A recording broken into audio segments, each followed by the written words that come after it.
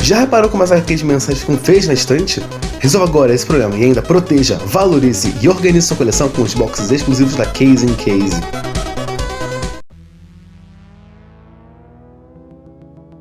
Olá, pessoas!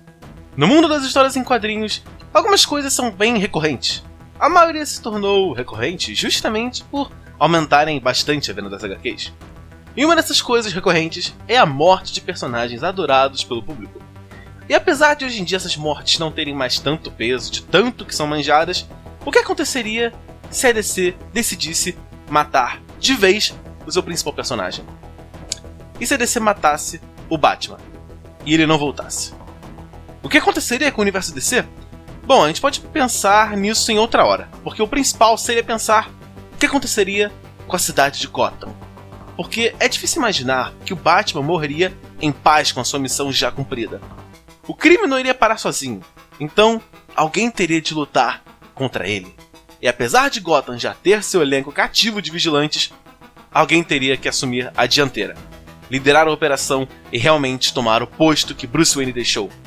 Então nesse vídeo vamos discutir qual personagem da DC poderia ser o herdeiro perfeito do Batman. Mas antes, como isso aqui vai funcionar? Vamos analisar aqui os personagens e seus papéis canônicos nas HQs, sem animações, filmes, séries ou qualquer outra mídia. Ou seja, do ponto de ignição para cá. Isso cobre toda a fase 952, DC e Você e Renascimento. Se quiser ter certeza de quais revistas usamos como base para cada personagem, a bibliografia tem na descrição aí embaixo. E por conta disso, vamos ignorar versões alternativas de um futuro em que fulano se tornou Batman. A gente aqui não quer o Batman perfeito. A gente não tá pensando aqui em quem seria o novo Batman ou quem daria o melhor Batman 2, mas aquele que faria o melhor papel de herdeiro do Batman, o que poderia ocupar a posição que ele ocupa sem muita discrepância. Por isso vamos primeiro analisar um pouco o funcionamento do próprio Batman. E vamos fazer isso por meio de 4 principais coisas que fazem o Batman ser o Batman, que são investigação, ação, dedicação e adaptação.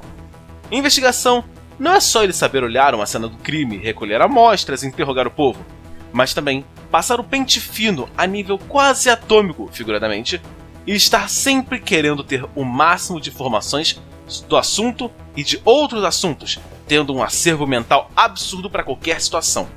Ação é sobre a sua forma de atuação, a teatralidade, utilizar os medos e sentimentos dos inimigos contra eles mesmos, saber a forma, hora e onde atacar. Usar o ambiente, se esconder nas sombras, usar sons, imagens e detalhes para que o inimigo não consiga responder à altura. E claro, não matar. Dedicação é quanto à seriedade da missão, em conseguir abdicar de sua vida pessoal se for preciso para resolver um crime, uma crise ou um problema nacional. Altruísmo total. Não desejar reconhecimento, só ter em mente melhorar o mundo, mesmo que tenha de se entregar para a morte se for necessário. E por último, a adaptação é referente à arte do improviso, de ter o acessório certo na posição certa, na hora certa. Ter as tecnologias mais úteis e atualizadas para qualquer situação. E quando ela não existir, dar um jeito de criar ou improvisar algo parecido, seja nos laboratórios da Batcaverna ou num galpão em chamas. Usaremos esses 4 atributos para avaliar todos os personagens e chegaremos a uma resposta definitiva. Qual seria o herdeiro ou a herdeira perfeita do Homem-Morcego? E faremos isso em ordem alfabética, então vamos lá. Bárbara Gordon. E vamos começar nossas análises com aquela que iniciou a linha de atuantes de Gotham que não foram treinadas pelo morcego. Apesar de não ter sido criada pelo Bruce, Bárbara teve ótimas referências desde sempre. Seu pai, James Gordon, foi um ótimo pai, que a introduziu à honestidade, a busca pela justiça e, ao mesmo tempo, a preocupação com as pessoas. Além dessa parte da índole, talvez o aspecto que mais se sobressai nela é o seu manejo de tecnologia, seus recursos e seu conhecimento absurdo. A investigação é um dos aspectos mais fortes do seu AIS, e não podemos deixar passar em claro suas aptidões físicas, já que, mesmo antes de ser treinada pelo morcego, ela já tinha um baita talento. Treinada então, se tornou uma baita acrobata e lutadora. O maior atraso da Bárbara nessa corrida é a dedicação à missão e a forma de agir. Seu porte, visual e jeito não são focados em usar o medo, em ser teatral, mas em ser mais útil e tático, o que seria ótimo em seu próprio jeito. E principalmente, sua dedicação é dividida. ela já abandonou a vida de vigilante para se dedicar à vida universitária, aos estudos e em melhorar a sociedade de outras formas. E só o fato de se deixar abalar em relacionamentos, em deixar a sua família a puxar de volta ao mundo normal, já mostra que seu coração está no lugar certo, não onde Batman precisa. Seu altruísmo é maravilhoso, suas aptidões incríveis, mas seu coração é puro demais para ser a vigilante que Gotham precisa. Uma das personagens que mais teve versão dentre as HQs da DC, mas aqui vamos considerar a versão que foi introduzida em Batman e Robin Eternos, e podemos dizer que sem dúvida ela já deu as caras nas HQs atuais com toda a ação ao máximo. Treinada desde bebê, tem uma habilidade marcial ímpar, fazendo frente ao próprio Batman. E apesar de ter cicatrizes profundas na sua criação, ainda possui um coração. Se recusa a matar, se deixar tomar pela raiva. Às vezes até sofre por não se encaixar bem no mundo normal, mas isso um bom psicólogo e amigos, que ela já tem, resolveria até que um tempo considerado curto. E justamente por ter vivido a maior parte da sua vida fora de uma sociedade como a nossa, ela tem seu próprio jeito de viver, o que é perfeito em relação à dedicação. Sem nada a perder, ela se dedica ao máximo ao treino, ao estudo e em melhorar em tudo que pode. Seu improviso é muito mais por não se importar de quebrar o braço para se soltar de uma corda ou em ser brutal a ponto de quebrar qualquer coisa que aprenda do que realmente ter o instrumento certo na hora certa. Porém, já podemos ver em diversas situações que ela sabe improvisar e muito quando a situação pede. Ao longo de seus dias no campanário, acabou não investindo tanto em investigação. Não que ela seja ruim nesse aspecto, mas ela ainda deixa a desejar para que ela seja a principal defensora de uma cidade. Mas com tudo que podemos ver, não resta dúvida de que ela está totalmente aberta a melhorar como puder. E acima de tudo isso, o aspecto que me leva a crer que ela seria uma ótima herdeira é o fato dela ter sido uma das poucas pessoas que realmente entendeu o que o morcego representa. A mensagem do Batman. Em usar sua dor para lutar contra o que há de errado no mundo e melhorar ele para os outros. E essa compreensão veio de toda a sua vida de trauma, treino, luta e superação. Ela não só se sentiria honrada em usar um morcego no peito, como também faria questão de melhorar a cada dia para fazer jus à sua mensagem. Damian Wayne. Uma das escolhas mais óbvias para o herdeiro do manto é o seu primogênito. E mesmo que não fosse, teremos ótimos motivos para acreditar que ele seria um bom sucessor. Vamos por parte. Damian nasceu sem o conhecimento de Bruce e foi criado até meados dos seus 8 anos com sua mãe Talia al Ghul, sendo treinado para ser o mais habilidoso assassino da Liga das Sombras. Porém, ao começar a atuar com o pai, escolheu seguir seu caminho de justiça sombria, negando os desejos de grandeza de sua mãe. Essa renúncia à maldade é admirável e mostra que o garoto tem o fogo da justiça em si. Soma-se a isso seu treinamento incrível em combate, espionagem e mais diversas áreas que rivalizam ao treinamento do próprio Bruce. Na verdade, se considerarmos que o Bruce treinou como doido a partir dos seus 15 anos e Damian o fez desde que nasceu, Damian tem tudo para superar e muito o pai. E para quem acompanha a jornada da criança sabe o quanto foi trabalhoso para o pai sobrepujar os instintos assassinos e brutais do moleque. Mas surpreendentemente, ele conseguiu superar seus ensinamentos. Quer dizer, mais ou menos. Quando a luta fica muito acirrada ou Damian se deixa levar, acaba sendo mais violento do que precisa, e a morte do pai poderia ser o gatilho para ativar esse lado homicida. Porém, nos últimos anos temos visto o relacionamento fraternal com Richard Grayson se estreitar cada vez mais, o que poderia trazer um acalento para o então órfão, bastante para suprimir seus instintos brutais.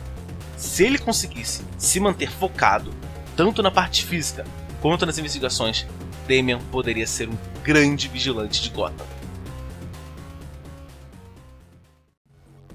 David Zavigne. Eu consigo ouvir daqui todos vocês coçando a cabeça se perguntando quem é esse cara. Bom, ele é da tentativa da DC de fazer um Batman africano.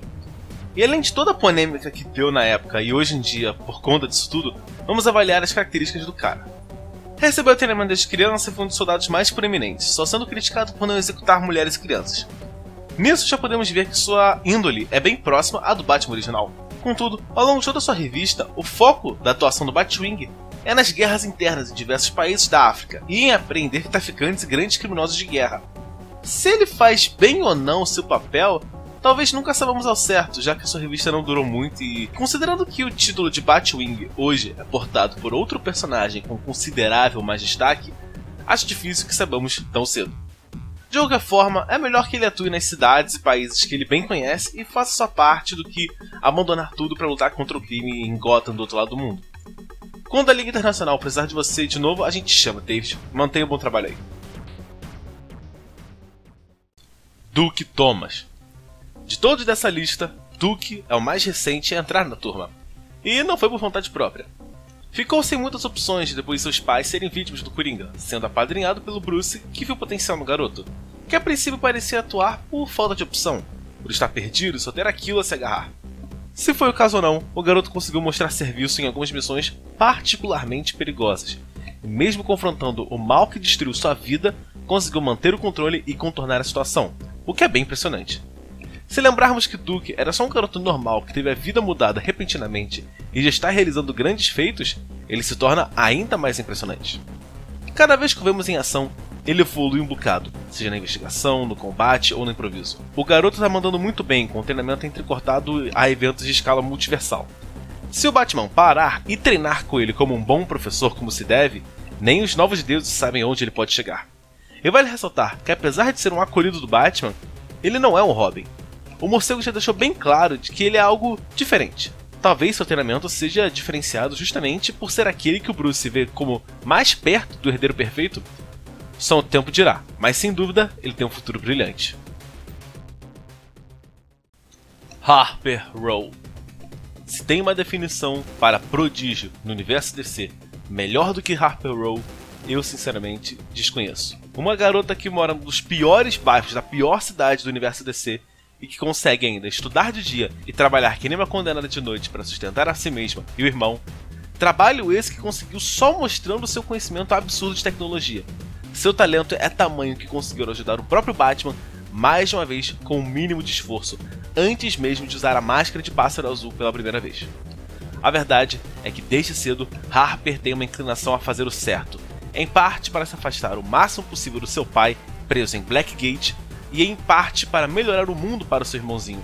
Então, quando surge a oportunidade de auxiliar o Batman, Harper não se intimida. Prepara apetrechos simplesmente geniais, veste a máscara, prepara seu trabuco tecnológico e vai à luta sem medo. A verdade é que ela nunca abaixou a cabeça, sempre se virou sozinha, por si mesma e pelo irmão, seja contra a polícia, criminosos ou só babacas da escola. Como uma garota que não tem praticamente nada a perder, ela entra de cabeça na luta.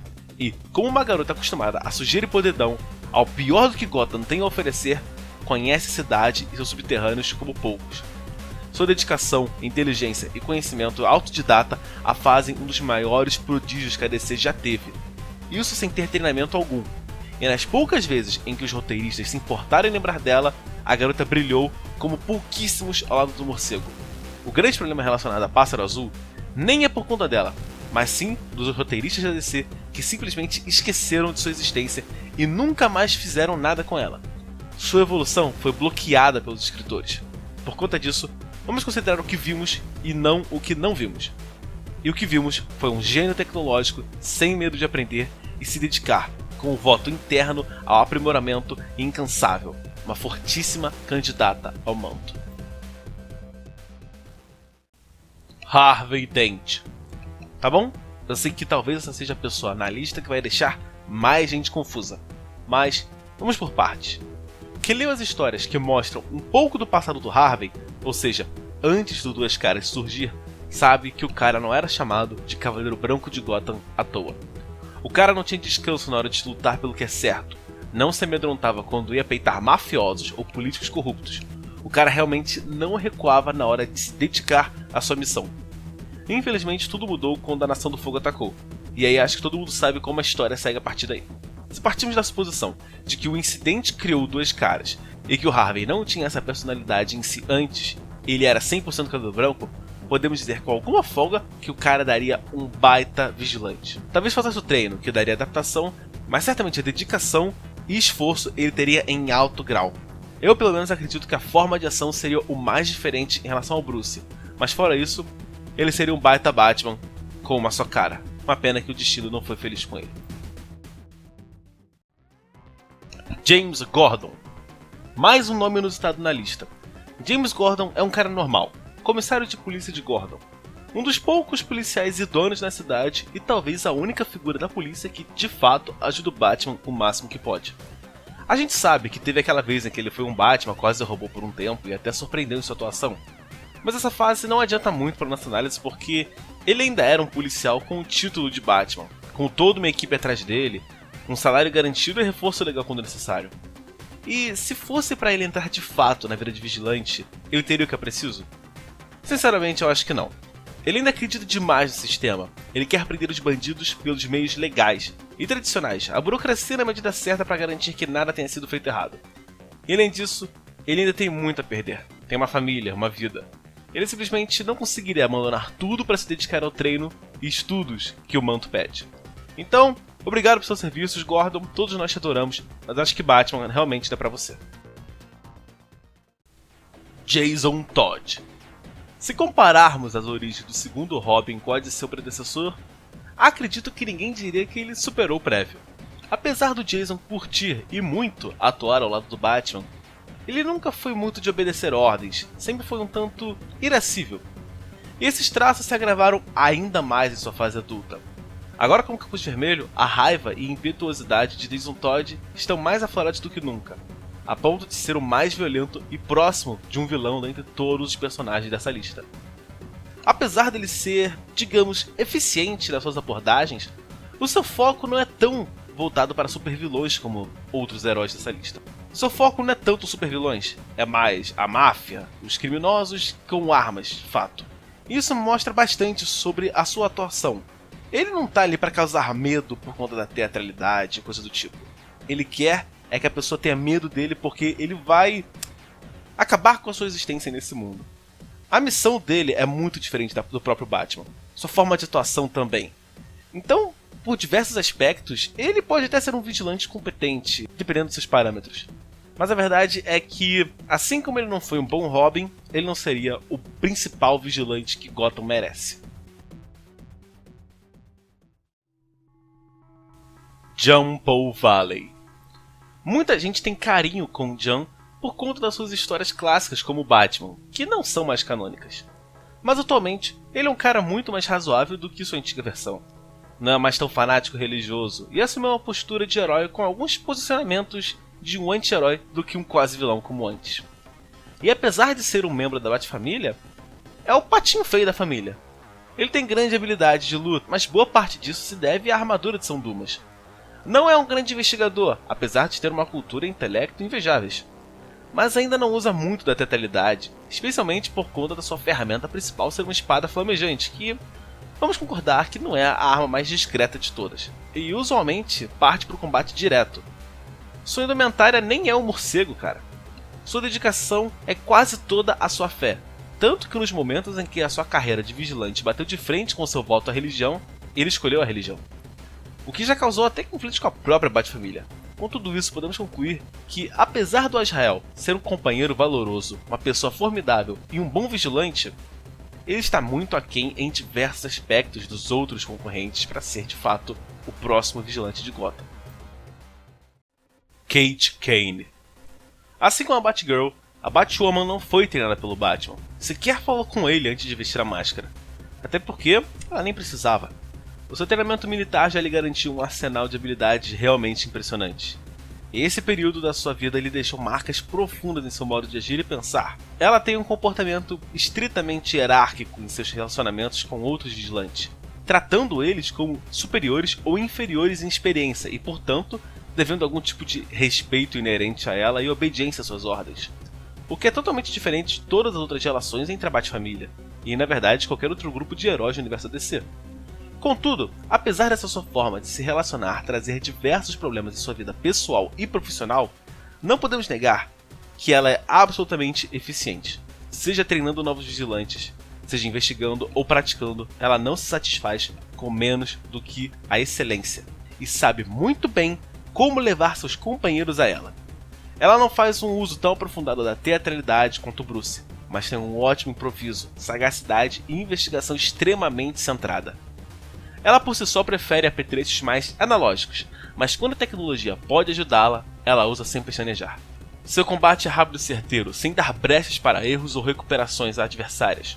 O mais polêmico aspecto da sua atuação é o uso de armas, algo que todos sabemos que o Bruce era objetivamente e indiscutivelmente contra. Apesar de compartilhar da visão do Batman sobre a possibilidade de melhora e redenção de qualquer pessoa, a Batwoman é um bocado mais, digamos, poucas ideias. Ou seja, se ela estiver numa situação de vida ou morte, ela vai matar sem pensar duas vezes, e dane-se a recuperação do indivíduo. Esse é um ponto um tanto polêmico sobre a atuação do Batman, da Batwoman e de vigilantes em geral, pois no nosso mundo mesmo não temos uma resposta objetiva se matar bandidos é a melhor forma de lidar com eles. Imagina então em Gotham, onde um baita criminoso pode ser só uma pessoa controlada pelo chapeleiro maluco, quem sabe. Dessa forma, por todos os fatores que listei agora, a gente poderia chegar à conclusão de que a Batwoman seria uma ótima sucessora do Batman. Mas essa interrogação permanece para dar a resposta certeira. Se não matar for um aspecto essencial do Batman para você, assim como é para mim, concordaremos que ela fica um pouco atrás nessa lista por esse fator. Mas se você acha que tá tudo bem o Batman porventura matar, então ela estaria lá no topo. Por conta desse aspecto específico ser uma coisa bastante subjetiva e que pode variar muito de um escritor para outro e por mais uma infinidade de fatores, fica realmente difícil dizer se isso a torna mais ou menos apta para o cargo. Portanto, apesar das ótimas credenciais, fica complicado dar uma resposta certeira sobre a Batwoman. Luke Fox. É até complicado comentar muito sobre o Luke porque ele apareceu bem pouco. Podemos ver pouco da sua atuação como vigilante, e sendo bem sincero, o que vi não me impressionou. Ele não tem nenhuma habilidade absurda de luta, usa praticamente nada para intimidar os adversários, depende praticamente só da sua armadura tecnológica e ainda assim não tem uma atuação tão memorável.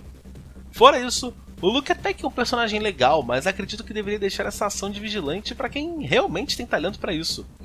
Porque se um cara já adulto não se esforça para melhorar, a mensagem é bem clara de que ele não leva jeito para coisas e se acomodou na mediocridade. Richard Grayson. Para muitas pessoas, a discussão que estamos tendo nesse vídeo se encerra com duas palavras, que podem ser Dick Grayson ou Asa Noturna. Eu não culpo essas pessoas. O primeiro pensamento sobre quem deveria herdar o manto do morcego é no primeiro aprendiz, o primeiro filho do Bruce, o filho cinzento. Porém, como já foi dito aqui, não estamos falando de quem deveria ser o Batman 2, mas quem seria o melhor vigilante depois do Batman. E aí temos muito a conversar sobre o Dick.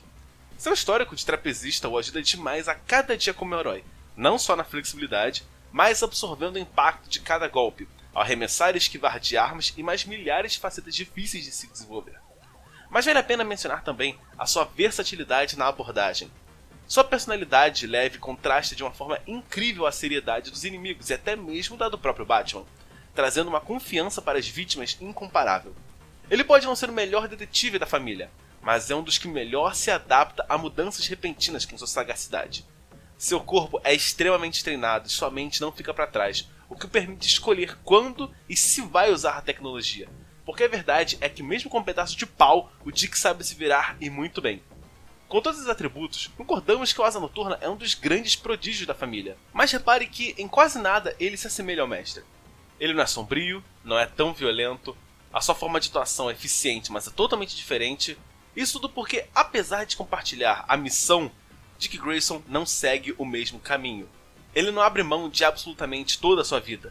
Ele ainda tem amigos, relacionamentos que o fortalecem, o que seria um problema se seguisse o mesmo caminho do mentor. Mas como seu caminho é outro, o resultado também é. A verdade é que Dick Grayson não quer ser o Batman. Talvez ele nunca tenha realmente desejado ser o Batman.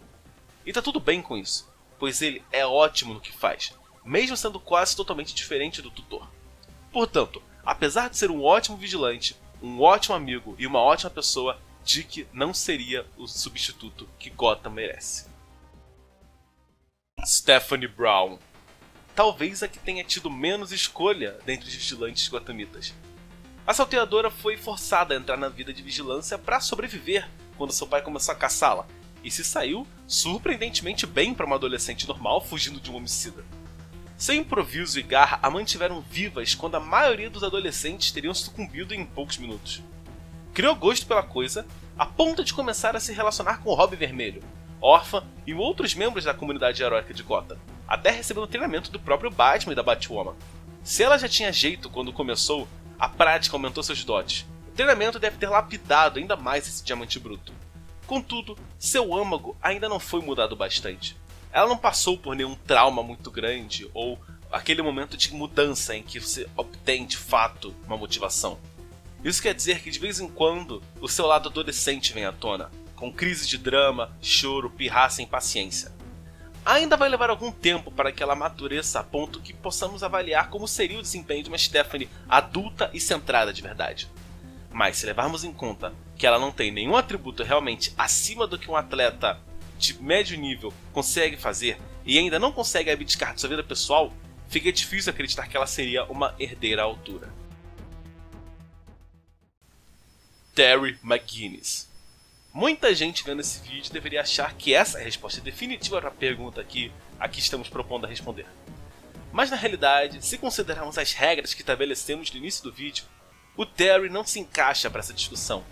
E antes que vocês surtem nos comentários, eu vou explicar o porquê disso. Todos os candidatos comentados nesse vídeo levam em consideração já estarem atuando quando o Batman hipoteticamente morreu. E a condição essencial para a carreira de vigilante do Terry é justamente a aposentadoria do Bruce, já que ele seria o herdeiro do cargo. Ou seja, a comparação não seria justa se considerarmos o Terry. Portanto, eu coloquei ele nessa lista justamente para explicar para vocês por que ele não entra na discussão, já que se eu só não colocasse ele no vídeo, vocês iriam surtar comigo nos comentários. Timothy Drake. Cada Robin tem a sua área de destaque. E quanto ao assunto é o Tim, todos concordamos que a inteligência é o seu forte, especialmente na área da tecnologia. Porém, sendo bem sinceros aqui, o que mais ele tem de realmente acima da média? Ele luta bem, mas não é excelente. Sua investigação só é surpreendente quando ele usa tecnologia. O seu modo de atuação é básico fisicamente. Ele improvisa até que bem, o que não tem como discutir. A verdade é que Tim Drake se apoia muito na sua tecnologia e em suas invenções, o que usualmente não é um problema, já que saber usar ferramentas que compensem seus pontos fracos é um talento por si só. Contudo, sabemos que o principal vigilante de Gotham deve estar preparado para enfrentar praticamente todo tipo de ameaça. E se esse problema for um pulso eletromagnético, Tim Drake não teria muito que adicionar à luta. Não me entenda errado, ele é um baita vigilante e consegue mudar o fluxo de uma ameaça em ação. Mas essa sua dependência da tecnologia realmente pode virar uma muleta que atrapalharia em ser o grande vigilante da pior cidade da Terra. E chegamos então à conclusão desse debate, e pelos pontos que apontei nessas análises todas, eu concluo que os melhores candidatos para herdar a posição seriam Cassandra Cain, Duke Thomas, Damian Wayne e Harper Row, em ordem alfabética. E lembrando que a Batwoman está em um limbo subjetivo e extraplanar para todos os efeitos das minhas análises. Se fosse para dar uma ordem de qual seria o mais efetivo, eu diria que talvez a Cassandra, Damian, Harper e Duke. Agora, se me perguntassem qual desses eu mais gostaria de ver seguindo o legado, sem dúvida a Cassandra, seguido de perto pela Harper, que é a minha personagem favorita dessa lista. Quem acompanha o canal sabe que eu quase nunca faço isso, mas como esse vídeo deu muito trabalho, muito mais trabalho do que vocês podem imaginar, uma pesquisa cansativa, um roteiro complexo, uma edição excruciante e um cansaço danado para fazer esse vídeo mais perfeito possível, eu realmente peço que vocês marquem esse vídeo com seu gostei, se inscrevam no canal e compartilhem, pois é uma baita discussão que podemos ter. E se bobear aqui mesmo, deixa suas opiniões aí nos comentários, eu realmente estou doido para ver o que vocês têm a adicionar ao papo. Então é isso, eu vejo vocês no próximo vídeo e falou!